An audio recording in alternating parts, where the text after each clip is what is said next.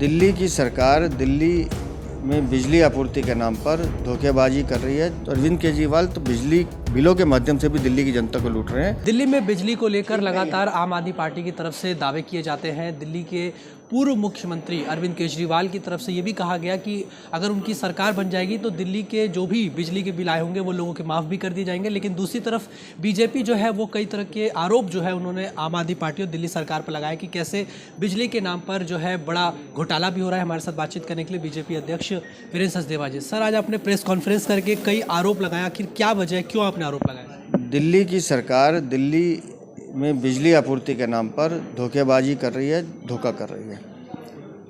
26,000 करोड़ का घाटा दोनों बिजली कंपनी दिखा रही हैं, BSES और BVPL। दिल्ली में 3 कंपनियां हैं जो बिजली सप्लाई करती हैं। ये 2 कंपनी घाटा दिखा रही है, तीसरी कंपनी फ़ायदे में दिल्ली सरकार को उसका रिफंड भी दे रही है, डिविडेंड दे रही है। तो क्या कारण है कि एक कंपनी फ़ायदे में 2 घाटे में है?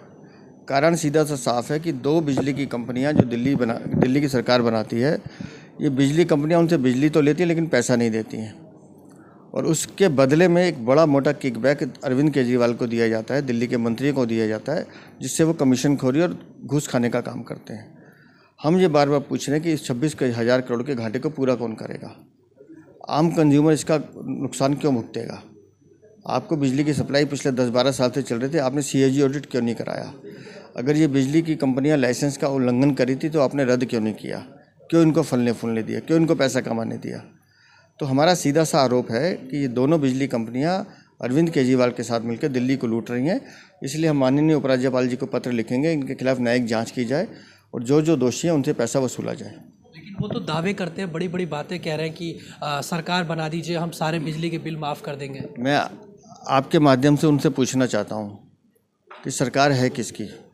आज भी अरविंद केजरीवाल की सरकार है, तो फिर सरकार बनाने की उम्मीद क्यों करें? आज घोषणा करें ना बिजली माफ़ करने की, बिल माफ़ करने की। नहीं करेंगे।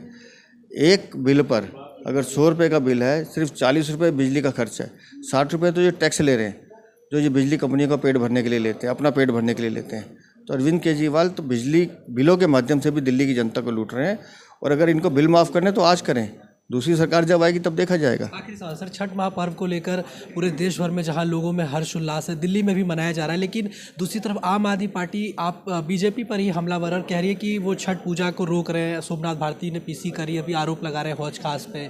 सौरभ भारद्वाज आरोप लगा रहे हैं कि ये लोग हिंदू विरोधी। दिल्ली में जो भी छठ पूजा कायदे कानून से होती है, जो अनुमति मांगता है, जिसको अनुमति मिलती है, वो जन सेवा समिति काम करती है।